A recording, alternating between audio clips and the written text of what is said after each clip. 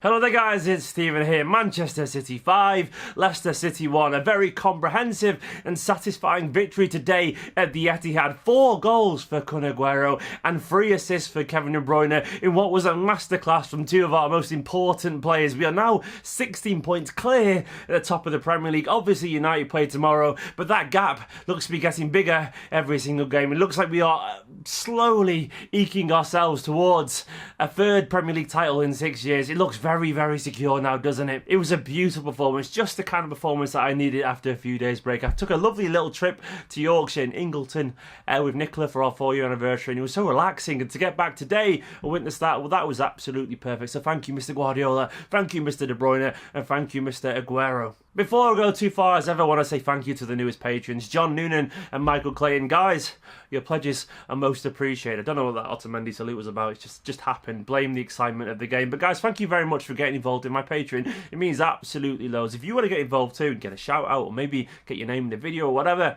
patreon.com/Esteemed Company. On to the game itself. It was so satisfying to see a first half performance, a relatively laboured one, but understandable one, followed up with such conviction, such excellence, such brilliance, and such individual quality. We are blessed with players that can make the difference. And today, it was Mr. Kevin De Bruyne and Mr. Sergio Aguero. They were both phenomenally good, and they both showed how good they are and how important they are for this team. Not that any of us really doubt that, because they're obviously quality, but Aguero in particular, he deserves special praise. Now, he's a man that's been criticised, and sometimes fairly, sometimes not, by some City fans, but that is 28 goals now in 32 games. That's 21 in the league. He's now tied on goals with Mo Salah, a player that most are going to vote for the Premier League Player of the Year. It just goes to show how good he is, even when he's not at his very, very best. The first half he was largely quiet, a little bit frustrating, but then he sprung to life with a performance of absolute quality. The variety of his finishes, a tap-in, a drilled near-post Aguero special, that delightful dink, and that 4th goal,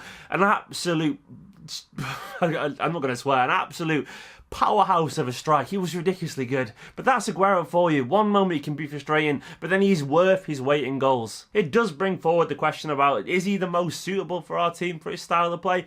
Maybe he isn't. Maybe Gabriel Jesus is more suited for the way we play, but he kind of guarantees you goals, Aguero. That's one thing you cannot deny about him. He does guarantee you goals. That's 28 in 32. He's 33 is his record goal scoring season. And given the fact we've got at least 10 games left this season, he's going to score.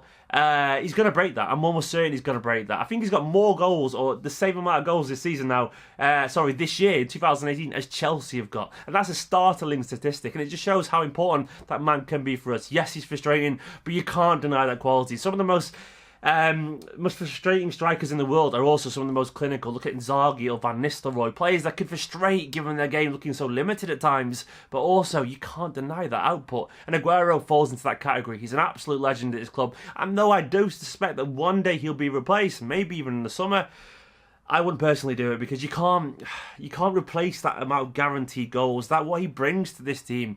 It's an easy argument to say just to replace him, but what's to say we're going to get someone who's going to fit in and score that many goals? It's a hell of a risk to find someone that is going to guarantee to fit in and slot in seamlessly and take that goal-scoring burden. Most people can't do it guaranteed. Aguero can.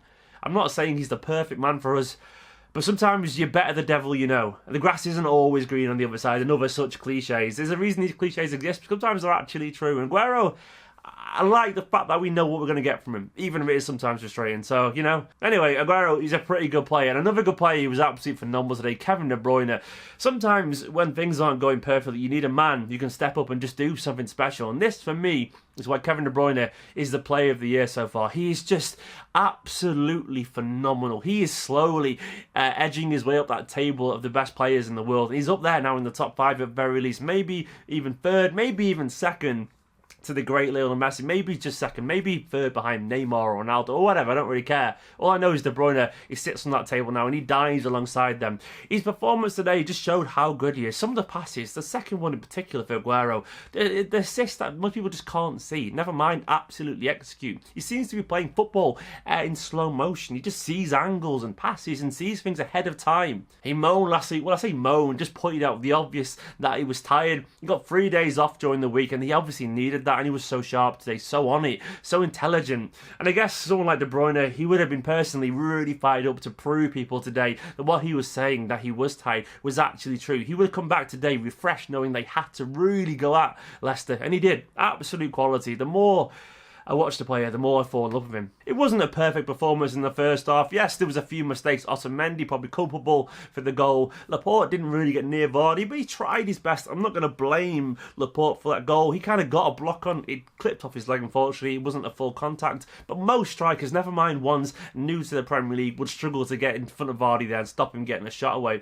Laporte in general was alright. No, it wasn't the best. But he's a guy getting used to the Premier League, and games like this will be useful for him. Sometimes you have to make a mistake to learn from it. I'm not saying necessarily it was his fault for the Vardy goal. I'm not saying that at all. But what I'm saying is he probably felt he could have done better there, and he'll learn from that. He's a very good player, though. Obviously, there's no doubting his technique. We did show signs in the first half of missing David Silva. What team wouldn't miss David Silva? But I was delighted to see Raheem scoring. After the criticism he got last week against Burnley after that miss, well, he got that out of his way and got 20 goals. That's 20 goals from Raheem Sterling, a man that most people say can't finish. Though he may not be the best finisher in the world, he will always score goals simply because his movement is on another level to 90% of footballers. He's intelligent. Football is mainly a game that's played up there, and given his pace, given his work rate, he's a fundamental part of this team, and rightfully so. It was lovely to see Phil Foden get on with a Pogba assist. Only a 2 or 3 yard pass to his right, and Agüero did the rest of it, but it was great to see him come back from injury and get on. And I guess that was mainly a little kind of shot fired across Gary Neville, given the fact that he got a lot of criticism, Guardiola, during the week for the 6 subs things, and you all know my opinions of that. I wasn't happy, but it was lovely today to see Foden come on after his injury and get, about 15 minutes and get his first assist as a senior player. And obviously as well, alongside him, Raheem and Esteemed were there on the bench. It would have been lovely to see Esteemed today, but given the fact that John Stones needs a bit of football, I kind of understand that one too. Esteemed, I'm sure his time will come pretty soon, hopefully in the next couple of weeks. Obviously, he would have been delighted to be part of that squad. Likewise, Bruyne. It was a good day for the academy, really, wasn't it? Defensively, maybe we weren't at our very best today. A shout out, though, for Kyle Walker, who I thought was largely excellent. His pace is understated. He's so fast, so strong, an absolute beast of an athlete. I thought Guardiola was a very immediate and very quick in his response to Mahrez being brought on. He saw the headlines, Guardiola, there. He knew that Mahrez was likely to want to score, and understandably likely to want to score, and he obviously got Zinchenko off. And man, he probably isn't the best defensively on for Danilo, a player a lot stronger in the tackle, a lot faster, a lot more used to tricky wingers than Zinchenko. And it was a decent reaction, a very quick and necessary reaction from Guardiola. Edison today, he had nothing he could have done with the goal, really. Is a slight deflection. It's kind of sent him slightly the wrong way, but he couldn't have got near that anyway. Point blank from Vardy, one of the best strikers in the league. He was always probably going to score there. He was cool and composed as ever, really. And he does make me laugh at times with his composure.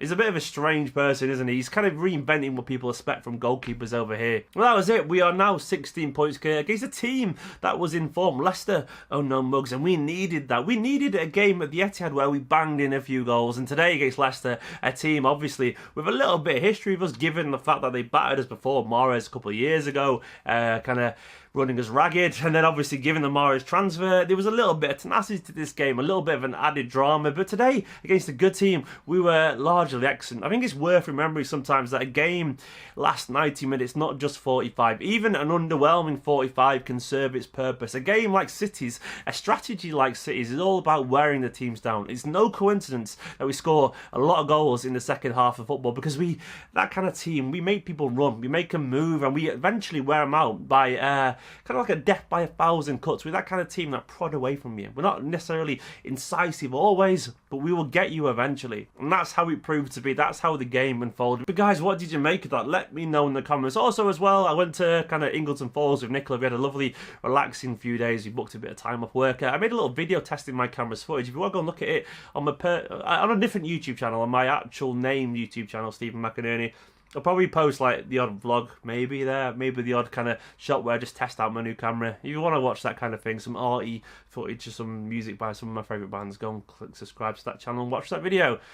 Why not? But anyway guys, thank you very much for watching. We are 16 points clear, life looks very good, and we could get to the derby knowing that that game could win us the league. How special would that be on April the 7th? Fingers crossed the results kind of unwind that way and we can seal the deal that day, because that would be absolutely special. Guys, like this video, because why not? Because we've just won 5-1. We are 16 points clear. We are scoring a hell of a lot of goals. Get in the comments below, and I will see you next time.